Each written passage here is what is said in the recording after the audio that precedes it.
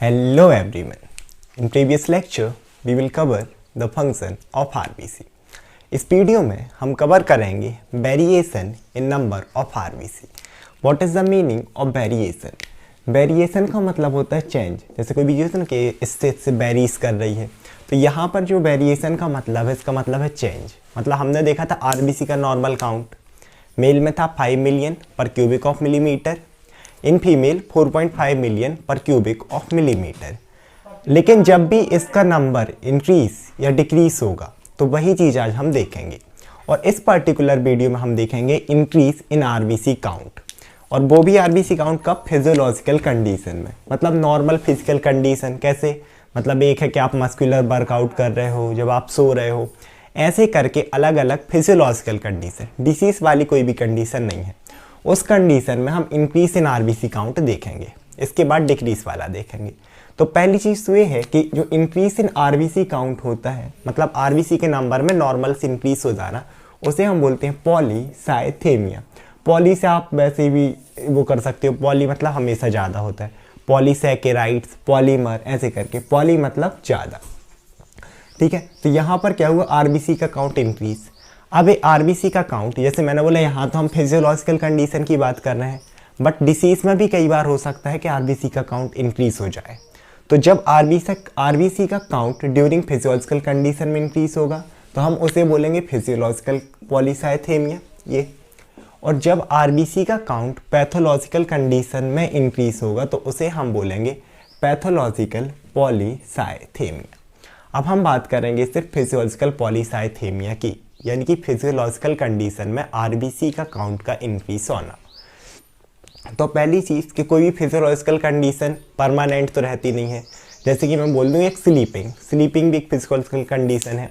या फिर muscular exercise, कि जब जिम में होता है ना, लोग मस्कुलर एक्सरसाइज कर रहे हैं, जिम कर रहे हैं, तो वो परमानेंट तो है नहीं कि कोई बिल्कुल सुबह से शाम तक 24 घंटे वो एक्सरसाइज करेगा. मतलब जैसे डिसीज होता है कोई, तो वो तो हमेशा के लिए है जब तक ट्रीट ना हो जाए. तो अपनी ये जो फिजियोलॉजिकल प्रोसेस रहती है टेम्पररी रहते हैं. कोई 1 घंटे के लिए जिम करेगा तो सेम एज जैसे ये फिजियोलॉजिकल प्रोसेस 1 घंटे के लिए रहेगी, आरबीसी के काउंट में भी इंक्रीज 1 ही घंटे के लिए रहेगा या 2 घंटे के लिए रहेगा बस. मतलब ये जो इंक्रीज इन आरबीसी काउंट होगा फिजियोलॉजिकल कंडीशन में, इट इज ए टेम्पररी. ये रहेगा एक टेम्पररी टाइम के लिए. ठीक है, नाउ लेट्स मूव फॉरवर्ड. अब हम क्या देखते हैं कि ऐसी कौन कौन सी फिजियोलॉजिकल कंडीशन हो सकती हैं जिनमें आरबीसी का काउंट इंक्रीज हो. तो बर्थ से स्टार्ट करेंगे, जहाँ से जन्म शुरू हुआ. तो फर्स्ट कंडीशन है एज. अब एज में इसमें सीधे देखा था अपन ने नॉर्मल अडल्ट मेल और फीमेल में कि 5 मिलियन पर क्यूबिक ऑफ मिलीमीटर, फीमेल में 4.5. लेकिन अगर कोई न्यूबॉर्न बेबी है जिसका बर्थ हुआ है, उनमें आरबीसी का काउंट बहुत ज़्यादा होता है. दैट इज 7 to 8 मिलियन पर क्यूबिक ऑफ मिलीमीटर. आप डबल बोल सकते हो एक टाइप से. अब पहली चीज़ तो ये कि सर इसका रीज़न क्या है, काहे में इतना ज़्यादा हो रहा. रीज़न ये है कि पहली चीज़ तो ये कि कई बार क्या होता है कि जो न्यूबॉर्न बेबी की बॉडी रहती है वो क्या करने लगती है, इतने ज़्यादा आरबीसी का फॉर्मेशन करने लगता है जितनी हमें ज़रूरत है उससे बहुत ज़्यादा. मतलब ज़रूरत है 5 मिलियन की, यहाँ 7-8 बन रहे हैं. दूसरी चीज़, अब कई बार क्या होता है कि एक तो ब्लड, माँ की ब्लड से बच्चे में आना ही है खून, है ना. अम्बिलिकल कॉर्ड के थ्रू प्लेसेंटा का कनेक्शन अपन ने देखा था. तो कई बार उस माँ की जो अम्बिलिकल कॉर्ड रहती है ना, उससे भी ब्लड या आरबीसीज बेबी की बॉडी में एंटर कर जाते हैं. अब यहाँ से एक इंटरेस्टिंग चीज़ आती है. आप कभी भी देखना, जो भी न्यूबॉर्न बेबी रहते हैं उनमें जॉइंटिस होने की संभावना बहुत ज़्यादा रहती है. जॉइंटिस अपन बोले तो पीलिया, जितने भी जन्मजात बच्चे होते हैं उनमें जॉइंटिस होता है बहुत बार. उसका रीज़न यही है कि जब ये 7 से 8 मिलियन यहाँ पर इसका काउंट है पर क्यूबिक ऑफ मिलीमीटर में, तो इतने की ज़रूरत तो है नहीं, तो इसका होगा डिस्ट्रक्शन. और डिस्ट्रक्शन कैसा? एक्सेस डिस्ट्रक्शन, मतलब बहुत ज़्यादा मात्रा में डिस्ट्रक्शन होगा. और ये हो जाता है विद इन 10 डेज. मतलब बस जन्म से 10 दिन के बाद इतना पूरा डिस्ट्रक्शन हो जाता है और ये नॉर्मल में आ जाते हैं. तो अब क्या होगा, एक्सेस इनका जितना ज़्यादा डिस्ट्रक्शन होता है ना, फेट ऑफ आरबीसी करके अपन ने देखा था. अब एक्चुअल में वहाँ पे बताना भूल गया था कि जब इनका डिस्ट्रक्शन हो जाता है तो क्या होता है कि आरबीसी में ही प्रेजेंट था हमारा हीमोग्लोबिन. और हीमोग्लोबिन, क्योंकि आरबीसी का डिस्ट्रक्शन तो हीमोग्लोबिन का भी डिस्ट्रक्शन. और हीमोग्लोबिन 2 चीज़ों से मिलकर बना होता है. एक इसमें होता है आयरन और एक इसमें होता है ग्लोब्यूलिन। तो ग्लोब्यूलिन जो इसका रहता है ये कौन सा पार्ट हो जाता है, प्रोटीन वाला, और ये आयरन हो जाता है हीम वाला। तो अब इसमें क्या होता है, जब ये हीमोग्लोबिन पूरा इस तरीके से डिस्ट्रॉय होता है, मतलब आरबीसी डिस्ट्रॉय, हीमोग्लोबिन डिस्ट्रॉय, जब ये डिस्ट्रक्शन होता है ना, इसी से हमारी बॉडी में एक चीज़ का फॉर्मेशन होता है, दैट इज बिलीरुबिन, और ये डेली होता है। अब बिलीरुबिन क्या है, देखो अगर नॉर्मल यहाँ पर डिस्ट्रक्शन होता तो नॉर्मल बिलीरुबिन बनता, और नॉर्मल बिलीरुबिन लेवल हमारी बॉडी में जो होता है वो होता है दैट इज 1 to 1.5 मिलीग्राम पर डेसीलीटर। हर डेसीलीटर में 1 से 1.5 मिलीग्राम बिलीरुबिन हो सकता है। लेकिन क्योंकि यहाँ एक्सेस डिस्ट्रक्शन हुआ है तो इस कंडीशन में अब यहाँ पर क्या डेवलप होता है, फिजियोलॉजिकल जॉइंडिस। जॉइंडिस का मतलब है पीलिया, कि पीलिया हो जाना। और एक ऐसा होगा, एक बस फिजियोलॉजिकल है, किसी डिसीज के वजह से नहीं हुआ, क्योंकि फिजियोलॉजिकल कंडीशन की वजह से हुआ है। अब लेकिन ये देखते हैं अपन कि जॉइंडिस और इसका क्या आपस में कनेक्शन है। जॉइंडिस क्यों हो रहा बच्चे को, जॉइंडिस इसलिए हो रहा क्योंकि मैंने बताया कि जैसे इनका डिस्ट्रक्शन होगा उससे बनेगा बिलीरुबिन। अब क्योंकि अगर नॉर्मल डिस्ट्रक्शन होता तो नॉर्मल बिलीरुबिन लेवल इतना बनता, क्योंकि यहाँ एक्सेस डिस्ट्रक्शन हो रहा है आरबीसी का बहुत ज़्यादा मात्रा में, तो बिलीरुबिन बन जाता है ज़्यादा, और उसका लेवल हो जाता है 2 से ज़्यादा, 2 to 3 मिलीग्राम पर डेसीलीटर, यानी कि हर डेसीलीटर में 2 से 3 मिलीग्राम। तो जब भी आपका, क्योंकि देखो पहले तो बिलीरुबिन समझो, बिलीरुबिन एक ऐसा पिगमेंट है जो कि क्या करता है, स्टूल या फिर हम बोल सकते हैं फीसेस को येलो कलर प्रोवाइड करता है, येलो इस कलर। तो हमारी बॉडी में बिलीरुबिन सिर्फ इतना ही बनना चाहिए कि वो स्टूल को येलो इस कलर प्रोवाइड करे। लेकिन जब भी इसका काउंट इससे ज़्यादा होने लगेगा 1 से या 1.5 मिलियन से मिलीग्राम पर डेसीलीटर से, तब ये क्या करने लगता है, हमारी पूरी बॉडी को येलो करने लगता है, यूरिन को पीला करेगा, बॉडी को पीला करेगा, आंखें एकदम पीली, मतलब स्किन आप देखना। तो यही होता है कि जितना ज़्यादा यहाँ पर आरबीसी का डिस्ट्रक्शन उतना ज़्यादा होगा फॉर्मेशन हमारे बिलीरुबिन का, जिसका लेवल हो जाता है 2 से 3 मिलीग्राम पर डेसीलीटर, और ये हो जाता है उसमें पर्टिकुलरली जॉइंडिस डेवलप। बट जैसा हमने बोला कि इसमें फिजियोलॉजिकल कंडीशन में जो आरबीसी काउंट है वो सिर्फ एक टेम्प्रेरी टाइम के लिए इंक्रीज होगा। तो टेम्प्रेरी टाइम के लिए डिस्ट्रक्शन भी ज़्यादा, इसका फॉर्मेशन भी ज़्यादा, तो जॉइंडिस हुआ था। लेकिन ये फिर क्या होता है कि such type of jaundice last only for few days, यानी कि ये सिर्फ कुछ दिन ही ऐसा रहेगा, फिर जैसे जैसे आरबीसी का काउंट नॉर्मल आएगा, आरबीसी का डिस्ट्रक्शन भी नॉर्मल हो जाएगा, और फिर हमारा ये जो रहेगा ना बिलीरुबिन का फॉर्मेशन, ये भी नॉर्मल हो जाएगा। सिर्फ इतना ही फॉर्म होगा जो कि स्टूल को येलो कलर प्रोवाइड करे, बाकी हमारी स्किन, चमड़ी, यूरिन को ये येलो कलर प्रोवाइड ना करे। Now we will discuss about the second physiological condition जबकि आरबीसी काउंट इंक्रीज होगा, एंड दैट इज एज। अब इस एज में हमें देखना है difference between male and female, क्योंकि नॉर्मली तो हमने देखा कि मेल में काउंट होगा 5 मिलियन पर क्यूबिक ऑफ मिलीमीटर, जबकि फीमेल में होगा 4.5 मिलियन पर क्यूबिक ऑफ मिलीमीटर। तो ऐसा क्यों हो रहा कि मेल में जो आरबीसी काउंट है वो ज़्यादा है कंपेयर टू फीमेल। ऐसे ही हमने ब्लड में भी देखा था कि ब्लड मेल में रहता है 5 लीटर, जबकि एक अगर फीमेल है तो उसमें रहेगा 4.5 लीटर। ऐसा इस वजह से, और ऐसा इस एज में होगा during the reproductive period. Reproductive period का सीधा सीधा ऐसा पीरियड जिसमें फीमेल में क्या होते हैं, पीरियड्स आते हैं, मतलब कि मासिक चक्र। तो अब क्योंकि देखो हर महीने ये पीरियड्स में भी क्या रहते हैं, ये जो आते हैं हमारे मेंस्ट्रुअल साइकिल, मंथ में इसका रहता है 5 to 7 डेज का ड्यूरेशन, मतलब 5 दिन आना है। उस 5 दिन में भी क्या होता है कि हर एक ब्लीडिंग में, हर एक दिन की ब्लीडिंग में 20 से 25 मिलीलीटर आपका ब्लड होता है लॉस फीमेल की बॉडी से। तो 5 दिन में लगभग 200 से 250 मिलीलीटर ब्लड हर महीने लॉस हो रहा। दैट इज़ द रीज़न कि फीमेल में ब्लड भी कम रहता है, और अगर ब्लड कम है तो ब्लड में ही आरबीसी थे, ब्लड का लॉस मतलब आरबीसी का लॉस। तो अगर हम कम मेल के कंपेयर करें तो फीमेल में आरबीसी काउंट कम रहेगा, क्योंकि मेल में तो पीरियड्स ऐसा कुछ है ही नहीं। ओके, अपार्ट फ्रॉम दिस, अब हाँ साइंटिफिकली ये है कि रिसर्च में वो हुआ है कि मेल में भी पीरियड्स होते हैं, बस उनमें ब्लीडिंग नहीं रहती, मेंटल डिस्टर्बेंस रहता है, बट इतना क्लियर अभी इसका है नहीं। अब हम क्या देखते हैं, लेकिन ये तो सिर्फ रिप्रोडक्टिव पीरियड में हुआ। अब रिप्रोडक्टिव पीरियड का क्या मतलब है, जब से पीरियड स्टार्ट हुआ, यानी कि प्यूबर्टी, फर्स्ट पीरियड को और हम बोलते हैं मीनार्चे। इससे लेके कब तक, जब तक पीरियड चलने से हम बोलते हैं मेनोपॉज। मेनोपॉज का मतलब होता है आखिरी पीरियड, मतलब जब आपके पीरियड्स रुक जाए। आप टीवी में ऐड देखें, एक हीरोइन करके बताती है कि मेनोपॉज तक, तो उसमें वीकनेस के एक हेमपुष्पा की कोई ऐड करके देती हैं, है एक एक्ट्रेस। तो टीवी में बहुत नॉलेज रहता है अगर आप थोड़ा सा ध्यान दें।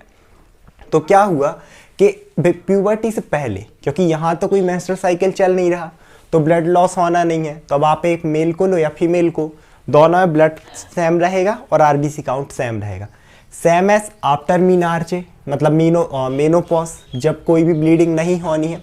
अब आप फिर से एक सेम वेट के मेल को ले लो और फीमेल को, तो दोनों में ब्लड का वॉल्यूम भी सेम निकलेगा और आरबीसी का काउंट भी सेम निकलेगा। Now let's move forward. The third factor is high altitude.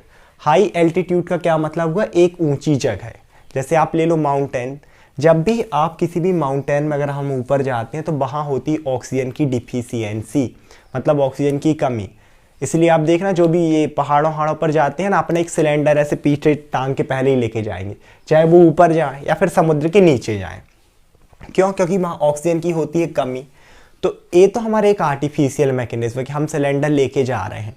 हमारी बॉडी खुद भी एक मैकेनिज्म तैयार करके रखती है कि ऑक्सीजन की अगर कमी है तो हमारी बॉडी को ज़्यादा ऑक्सीजन कैसे मिले। तो क्या होता है, जैसे ही हम ऊपर जाते हैं माउंटेन पर, वहाँ हुई हाइपोक्सिया, मतलब ऑक्सीजन लेवल में डिक्रीज, तब हमारी बॉडी में आरबीसी का प्रोडक्शन बढ़ जाता है, और प्रोडक्शन बढ़ेगा तो आरबीसी का काउंट भी बढ़ जाता है, जो कि हो जाता है 5 से लगभग 7 मिलियन पर क्यूबिक ऑफ मिलीमीटर। अब ऐसा क्यों हो रहा? इसका रीज़न ये है कि हमारे भाई आरबीसी का काम ऑक्सीजन को कैरी करना। अब एक तो यहाँ वैसे ही ऑक्सीजन कम है, और अगर नंबर कम तो ऑक्सीजन हमारी बॉडी में कम जाएगी, हमें चाहिए है ज़्यादा ऑक्सीजन। इसीलिए क्या होता है कि अगर इसका काउंट हो गया है ज़्यादा आरबीसी का, तो आरबीसी का काम ही है ऑक्सीजन को कैरी करना। जितनी ज़्यादा आरबीसी रहेंगी उतनी ज़्यादा हमारी बॉडी में ऑक्सीजन ट्रांसपोर्ट होगी। दैट इज़ द रीज़न कि हाई एल्टीट्यूड पर आरबीसी का काउंट इंक्रीज होता है। The next one is muscular exercise, मतलब वही जिम वाले पुशअप्स लगा रहे हैं, कूद रहे हैं, उठ रहे हैं। अब इसे मस्क्यूलर एक्सरसाइज ले लो, आप दौड़ना ले लो, कोई रनिंग कर रहा। अब इस टाइम पर भी आप देखना ना जब भी हम दौड़ते हैं, एक्सरसाइज करते हैं, तो हमें हाफ ही आती है इस टाइप से, मतलब आप हाइपर वेंटिलेशन, सांसें जल्दी जल्दी लेते हो। क्यों? क्योंकि आप जितनी ज़्यादा मस्क्यूलर एक्सरसाइज कर रहे हो, बॉडी की हर सेल को फंक्शन ज़्यादा करना है, और उसके लिए चाहिए एनर्जी, एंड एनर्जी हमें देती है ऑक्सीजन। तो during muscular exercise more requirement of oxygen. फिर से हमारी बॉडी में पूरे पार्ट में ऑक्सीजन कौन कैरी करता है? आरबीसी या हीमोग्लोबिन। तो फिर से होगा हमारे आरबीसी का काउंट इंक्रीज, ताकि वो क्या कर सके, इसे कैरी कर सके, किसे? हमारे ऑक्सीजन को। तो ये सारी हैं लेकिन फिजियोलॉजिकल कंडीशन, मतलब टेम्पररी टाइम, जब तक आप एक्सरसाइज करोगे उस टाइम में बढ़ेगा और उसके थोड़ी देर बाद बढ़ेगा, फिर नॉर्मल में जाएगा। ऐसी fifth one is emotional condition. अब इमोशनल कंडीशन वो नहीं कि बस ऐसे रोना धोना लेके जो लड़कियां हमेशा ही रहती हैं, है ना, ऐसा वाला इमोशनल नहीं। इमोशनल का मतलब सभी इमोशन रहते हैं, खुशी भी एक इमोशन है, सैडनेस भी एक इमोशन है, लेकिन अपन थोड़ा दुख एंजाइटी वाला ज़्यादा लेते हैं ना, थोड़ा लोग रिलेट कर पाएंगे, है ना, पेयर वाले। तो यहाँ पर क्या हो गया कि किसी को है एंजाइटी, एक इमोशनल कंडीशन हो गई, ब्रेकअप हो गया, पेयर टूट गया, बंदी की ऐसे करके बस समझ लो, है ना, तो एंजाइटी है।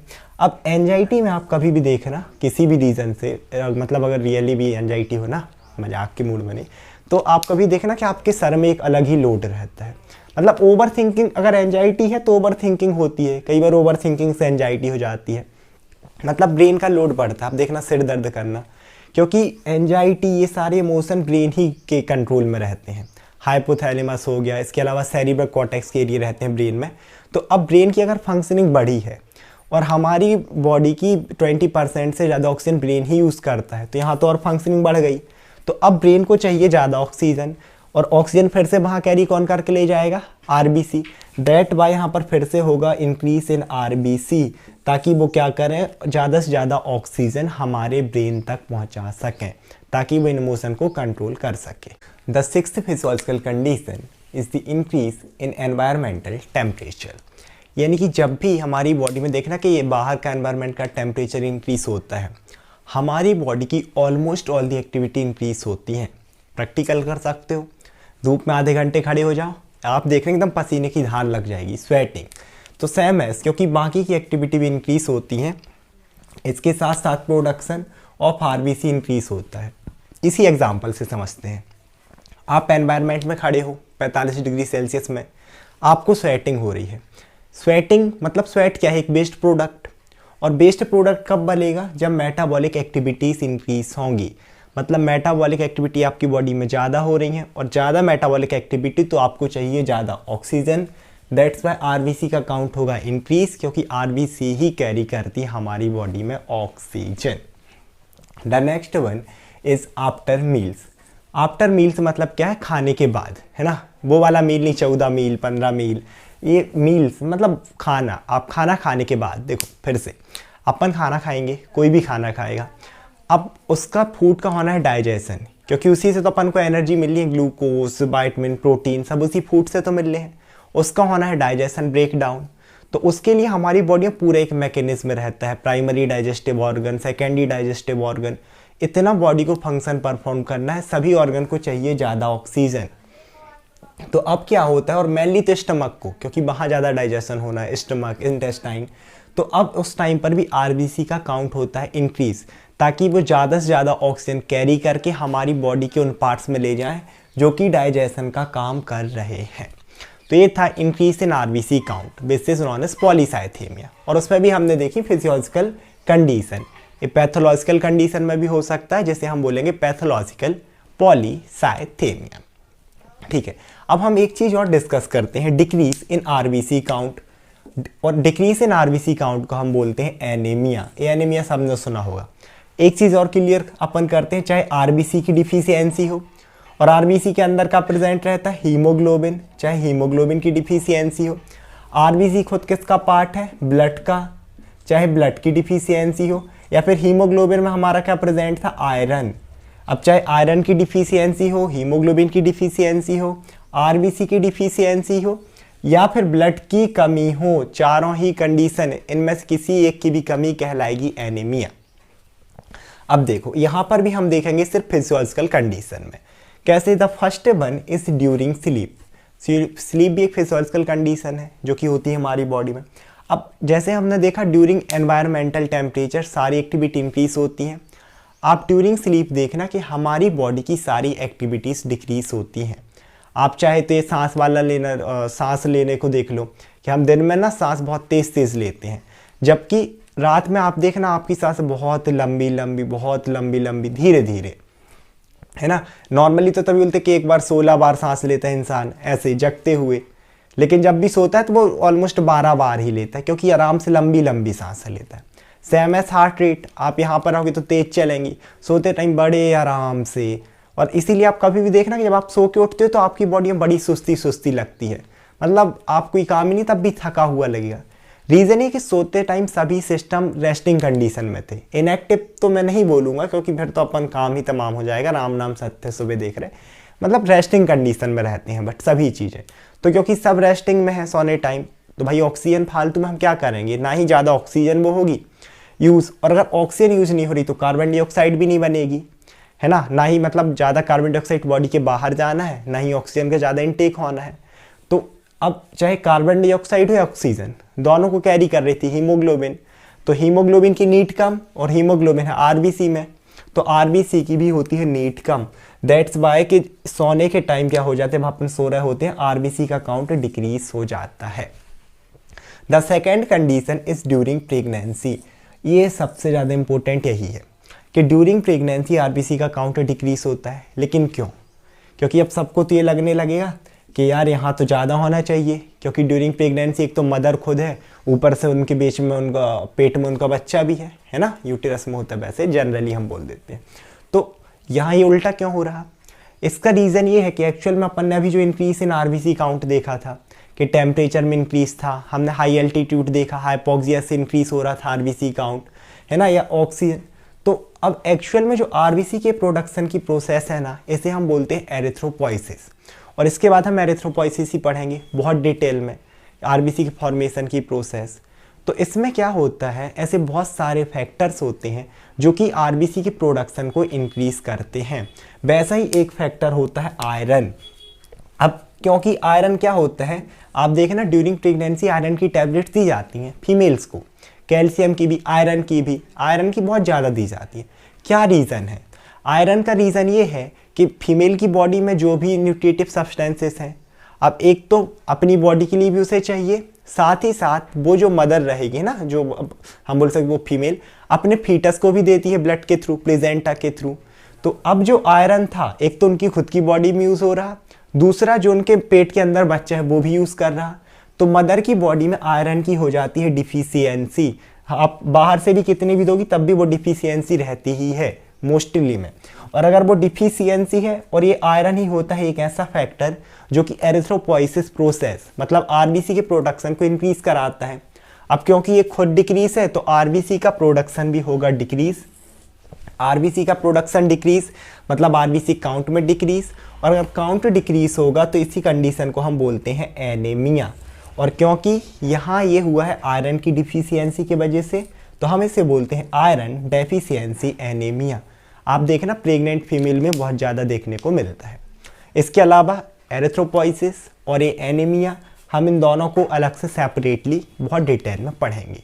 आई होप आप लोग को वीडियो समझ में आया होगा। Thank you so much everyone.